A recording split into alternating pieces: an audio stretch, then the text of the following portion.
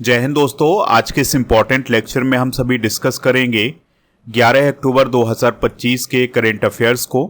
तो आप इस पूरे लेक्चर को बहुत ही ध्यान से लास्ट तक जोड़ देखिएगा। लास्ट में आपसे एक क्वेश्चन पूछा जाएगा जिसका आंसर कमेंट बॉक्स में बताना है। तो चलिए आज के पहले और इम्पॉर्टेंट क्वेश्चन को डिस्कस करते हैं। पहला क्वेश्चन है, नोबेल शांति पुरस्कार 2025 किसे मिला है, या 2025 का नोबेल शांति पुरस्कार किसे प्रदान किया गया है। आंसर हो जाएगा इसका मारिया मचाडो। तो मारिया मचाडो को 2025 का पीस का नोबेल प्राइज दिया गया है। जो मारिया मचाडो हैं ये किस देश से संबंधित हैं, तो ये वेनेजुएला देश से संबंधित हैं और वह वेनेजुएला की विपक्षी नेता हैं, यानी कि वहाँ की विपक्ष की नेता हैं। तो उन्होंने वेनेजुएला में लोकतांत्रिक अधिकारों को बढ़ावा देने और तानाशाही से लोकतंत्र की ओर शांतिपूर्ण बदलाव लाने के लिए 20 साल लगातार संघर्ष किया है। इसी के लिए उन्हें पीस का नोबेल प्राइज दिया गया है। नोबेल कमेटी ने ये कहा है कि आज जब दुनिया के कई हिस्सों में तानाशाही बढ़ रही है और लोकतंत्र कमजोर हो रहा है, ऐसे समय में मारिया मचाडो जैसे लोगों की हिम्मत उम्मीद जगाती है। तो ये नोबेल समिति का कहना है। मारिया मचाडो की अगर हम बात करें तो वह सोमाते नामक एक संगठन चलाती हैं जो लोकतंत्र की बेहतरी के लिए काम करता है। वे वेनेजुएला में फ्री और निष्पक्ष चुनावों की मांग भी करती हैं। मचाडो 2024 के चुनाव से पहले विपक्ष की राष्ट्रपति की उम्मीदवार थी, लेकिन वेनेजुएला की सरकार ने उनकी उम्मीदवारी रद्द कर दी थी। 2024 का उन्हें सखारोव पुरस्कार मिला था यूरोपीय संसद के द्वारा। 2024 का वाचलाव हावेल मानवाधिकार पुरस्कार भी मिला था काउंसिल ऑफ यूरोप के द्वारा। और 2025 का करेज अवार्ड भी उन्हें मिला है Geneva summit for human right के द्वारा। तो ये उन्हें पुरस्कार हाल ही में प्रदान किए गए हैं। नोबेल पुरस्कार को हम डिस्कस कर चुके हैं कि कौन सी संस्था कौन सा पुरस्कार देती है। तो अगर हम पीस के नोबेल प्राइज की बात करें तो नॉर्वेजियन नोबेल कमेटी ये पुरस्कार प्रदान करती है। नोबेल शांति पुरस्कार से सम्मानित किए जाने वाले पहले व्यक्ति कौन है, तो अंतर्राष्ट्रीय रेड क्रॉस के संस्थापक जीन हेनरी डुनांट और फ्रेंच शांति सोसाइटी के संस्थापक और पहले अध्यक्ष फ्रेडरिक पैसी। तो ये आप याद रखिएगा, इन्हें 1901 में नोबेल शांति पुरस्कार प्रदान किया गया था। नोबेल शांति पुरस्कार से सम्मानित किए जाने वाली पहली महिला हैं ऑस्ट्रिया की बोरोनेस वर्था सोफी फेलिसिटा वॉन सटनर, जिन्हें 1905 में मिला था। नोबेल पुरस्कार से सम्मानित किए जाने वाले सबसे कम उम्र के व्यक्ति के रूप में मलाला यूसुफजई को दिया गया था। 17 साल की उम्र में इन्हें 2014 में मिला था। नोबेल पुरस्कार 3 बार सम्मानित होने वाले एकमात्र संगठन है अंतर्राष्ट्रीय रेड क्रॉस समिति। इसे 1917, 1944 और 1963 में पुरस्कार दिया गया था। शांति के क्षेत्र में नोबेल पुरस्कार प्राप्त करने वाले भारतीयों की बात करें तो 1979 में मदर टेरेसा को मिला था। 2014 में कैलाश सत्यार्थी को मिला था। दोस्तों, नोबेल पुरस्कार के बारे में हम कई बार आपको बता चुके हैं। तो नोबेल पुरस्कार के संस्थापक की बात करें तो अल्फ्रेड नोबेल इसके संस्थापक हैं, जो कि एक स्वीडिश वैज्ञानिक हैं और डायनामाइट के आविष्कारक हैं। 1895 में इनके द्वारा वसीयत लिखी गई थी। 1901 से नोबेल पुरस्कार देना शुरू हुआ था। तो मानवता की भलाई के लिए उत्कृष्ट कार्य करने वाले लोगों को नोबेल पुरस्कार के अंतर्गत सम्मानित किया जाता है। ये 6 क्षेत्रों में दिया जाता है: फिजिक्स, केमिस्ट्री, फिजियोलॉजी यानी और मेडिसिन, लिटरेचर, पीस और इकोनॉमिक्स। अगला क्वेश्चन डिस्कस करते हैं, 68वें राष्ट्रमंडल संसदीय संघ सम्मेलन 2025 का आयोजन कहाँ किया गया है। आंसर हो जाएगा ब्रिज टाउन, बारबाडोस में। तो दोस्तों, 68वां राष्ट्रमंडल संसदीय संघ सम्मेलन ब्रिज टाउन, बारबाडोस देश में आयोजित किया गया है 5 से 12 अक्टूबर के बीच में। लोकसभा अध्यक्ष ओम बिरला जी ने भारत की तरफ से इसमें हिस्सा लिया था, यानी कि भारतीय दल का नेतृत्व कौन कर रहे हैं, ओम बिरला जी। ओम बिरला ने सम्मेलन की महत्वपूर्ण कार्यशाला की अध्यक्षता भी की है। अगर हम बात करें राष्ट्रमंडल संसदीय संघ सम्मेलन की यानी CPA की, तो यह एक वैश्विक संसदीय मंच है जिसमें जो राष्ट्रमंडल देश होते हैं वो शामिल होते हैं। तो उनके सांसद और जो विधानमंडल होते हैं वो एक प्रकार से वहाँ पर शामिल होते हैं और लोकतंत्र, सुशासन और वैश्विक सहयोग पर चर्चा करते हैं। हाल ही में आयोजित किए गए कुछ इम्पॉर्टेंट सम्मेलन डिस्कस करते हैं। तो ब्राज़ील के रियो डी जेनेरियो में 17वां ब्रिक्स शिखर सम्मेलन 2025 आयोजित हुआ है। गुरुग्राम में शहरी स्थानीय निकाय अध्यक्षों के पहले राष्ट्रीय सम्मेलन का आयोजन हाल ही में हुआ था।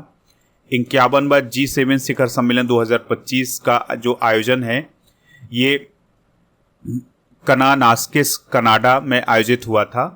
वॉन जलवायु परिवर्तन सम्मेलन 2025 का आयोजन जर्मनी में हुआ था। भारत ने नई दिल्ली में अंतर्राष्ट्रीय बिग कैट अलायंस की पहली सभा की मेजबानी की थी और 78वीं विश्व स्वास्थ्य सभा का आयोजन जिनेवा, स्विट्जरलैंड में हुआ है। अच्छा, आपको कमेंट बॉक्स में ये बताना है कि जो SCO समिट 2025 है ये किस देश में आयोजित किया गया है। अगला क्वेश्चन है, अंतर्राष्ट्रीय पर्पल फेस्टिवल 2025 का तीसरा संस्करण कहाँ आयोजित हुआ है? तो दोस्तों ये पणजी में आयोजित हुआ है।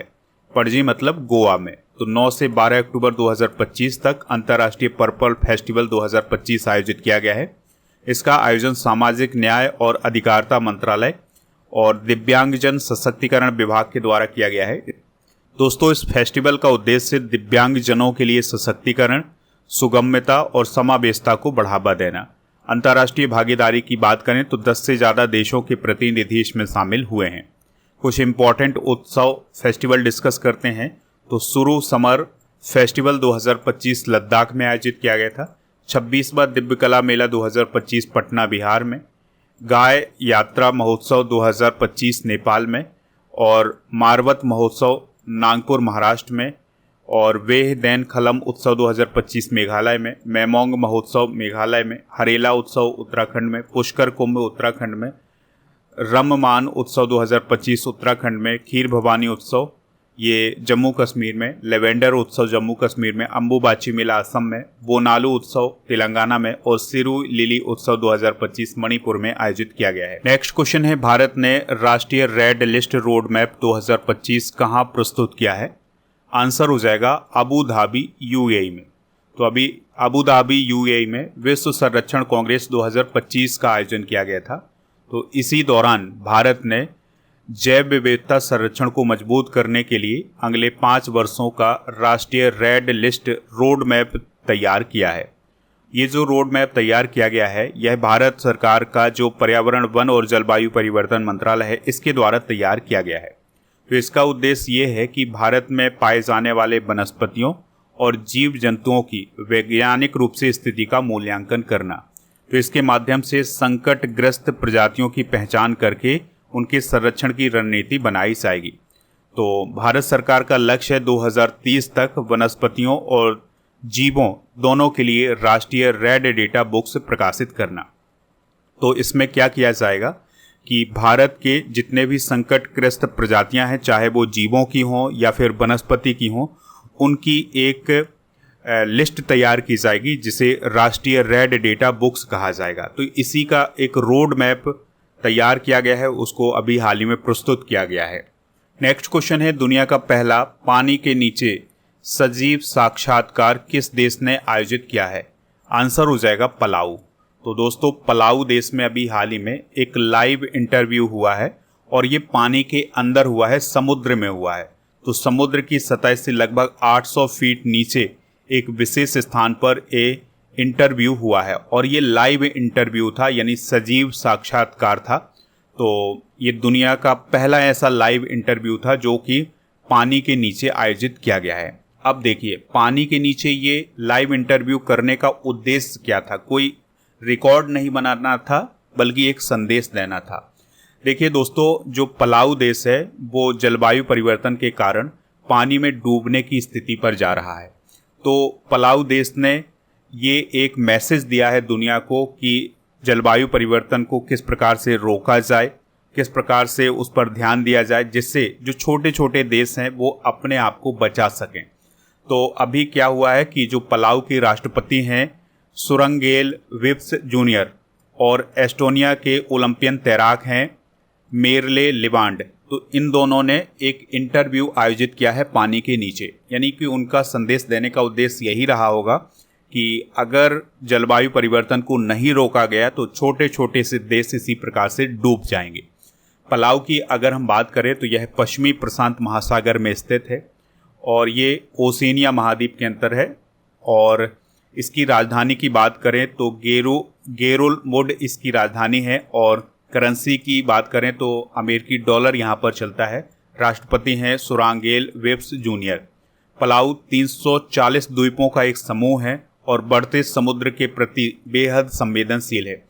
यहाँ पर दोस्तों आप देख सकते हैं, ये है ऑस्ट्रेलिया, ये पपुआ न्यू गिनी है और यहाँ पर स्थित है कौन? पलाऊ।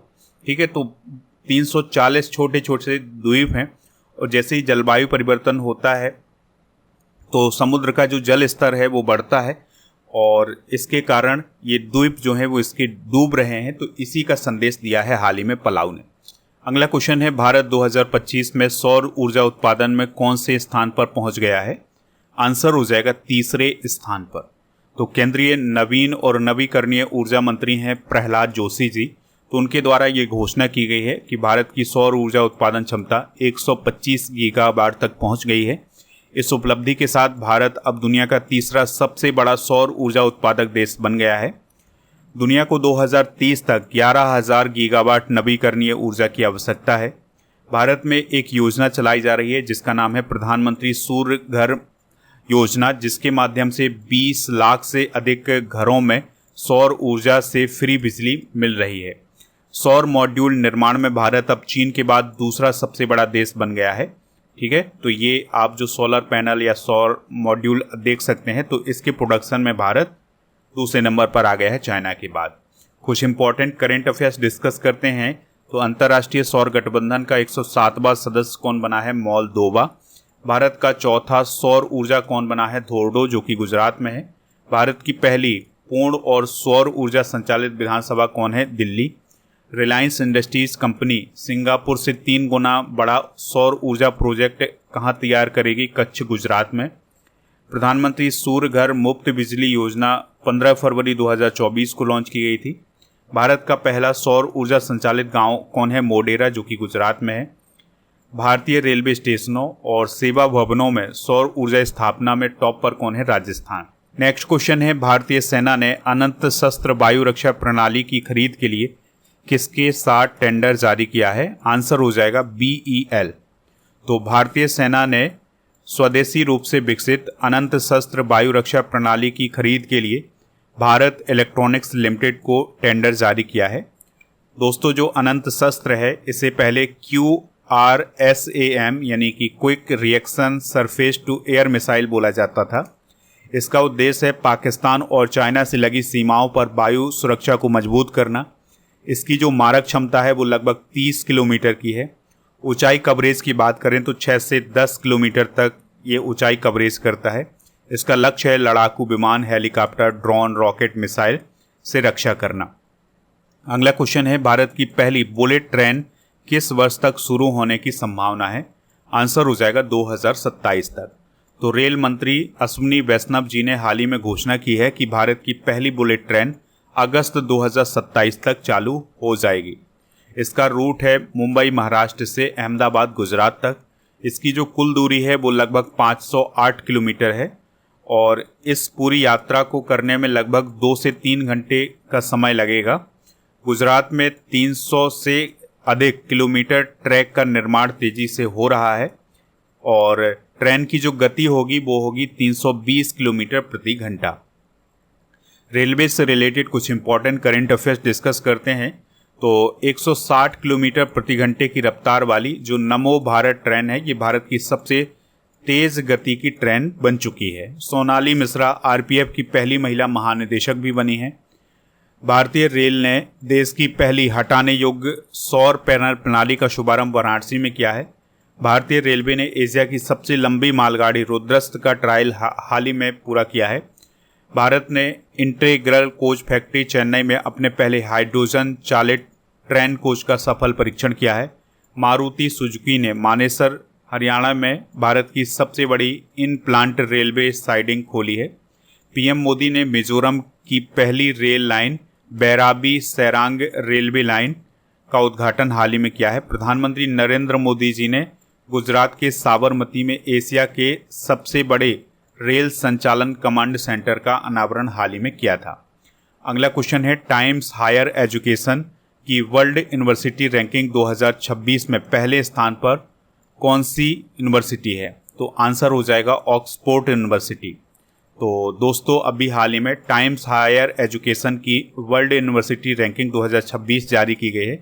तो इसमें लगातार 10वें साल यूनिवर्सिटी ऑफ ऑक्सफोर्ड पहले नंबर पर है, और ये जो ऑक्सफोर्ड यूनिवर्सिटी है ये यूके में है, इस बात को आप याद रखिएगा। दूसरे नंबर पर MIT है जो कि अमेरिका में है। तीसरे नंबर पर प्रिंसटन यूनिवर्सिटी जो कि अमेरिका की है, और कैम्ब्रिज यूनिवर्सिटी जो कि यूके की है। तो तीसरे नंबर पर ये संयुक्त रूप से दोनों यूनिवर्सिटी हैं, और कोई भी भारतीय संस्थान टॉप 100 में भी जगह नहीं बना सका है।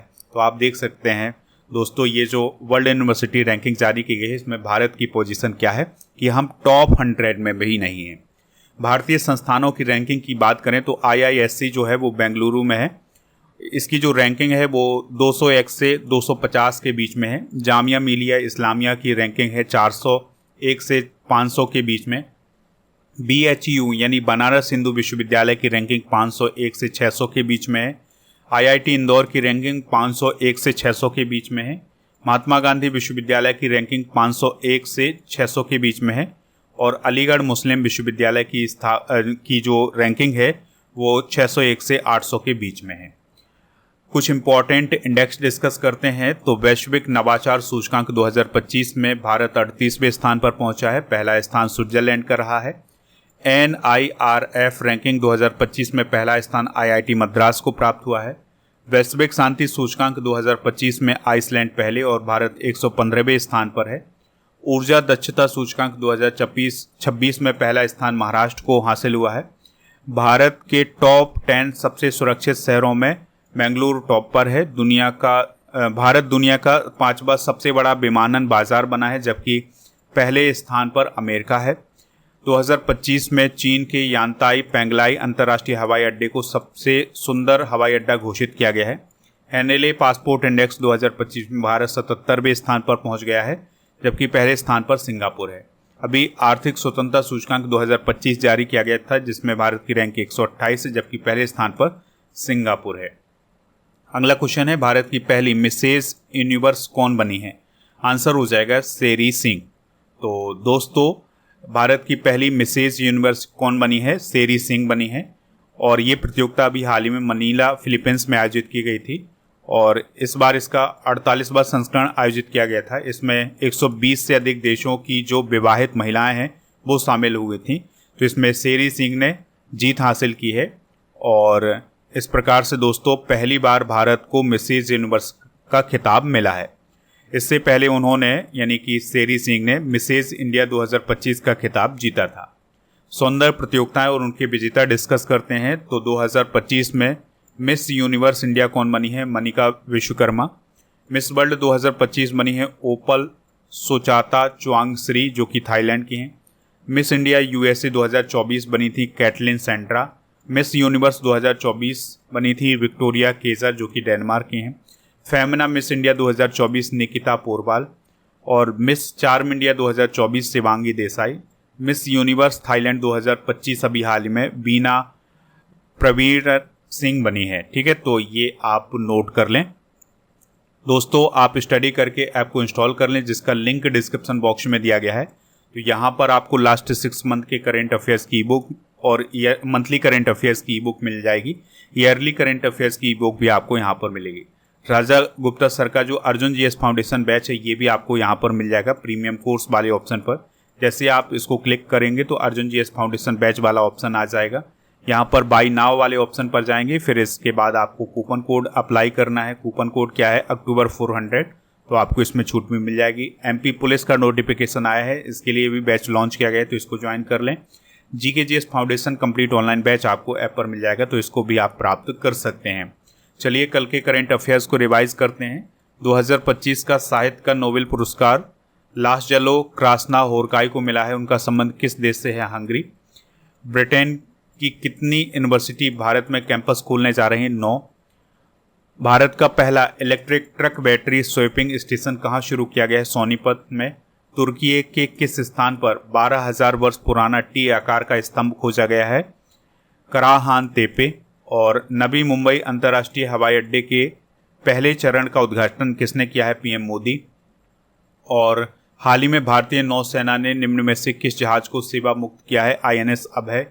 हाल ही में किस अमेरिकी राज्य ने दिवाली को राजकीय अवकाश घोषित किया है? तो कैलिफोर्निया है। यहाँ पर न्यू जर्सी नहीं है दोस्तों, कैलिफोर्निया है। हाल ही में लॉन्च की गई पुस्तक एबव एंड बियॉन्ड पुस्तक के लेखक कौन है? शिव कुमार मोहन का। ज्ञान यज्ञ मंडप डिजिटल लाइब्रेरी किस शहर में स्थापित की जा रही? पुणे। और राष्ट्रीय डाक सप्ताह 2025 कब से कब तक मनाया गया है? तो 6 से 10 अक्टूबर के बीच में मनाया गया है। दोस्तों, कल के करंट अफेयर्स में आपसे पूछा गया था तूतीकोरिन एयरपोर्ट किस राज्य में है? तो ये तमिलनाडु राज्य में है। लगभग सभी लोगों ने इसका आंसर तमिलनाडु बताया हुआ है। आज आपके लिए क्वेश्चन है, कैलाश सत्यार्थी को किस वर्ष नोबेल शांति पुरस्कार मिला था? जो भी इसका राइट आंसर हो कमेंट बॉक्स में आप हमें ज़रूर बताएं। स्टडी करके ऐप को इंस्टॉल कर लें तो यहाँ पर monthly current affairs, last 6 month के current affairs, yearly current affairs की ई बुक मिल जाएगी। इसके अलावा स्टेट वाइज करंट अफेयर्स की ई बुक, GK GS की जो ई बुक हैं वो आपको हिंदी इंग्लिश दोनों मीडियम में मिल जाएगी। तो इन सभी को आप प्राप्त कर सकते हैं ऐप पर जा करके। 2025 की जो मंथली करंट अफेयर्स की ई बुक है उसका पैकेज आपको मिलेगा ऐप पर 199 रुपये में। उसके लिए कूपन कोड यूज करना है पैकेज 100।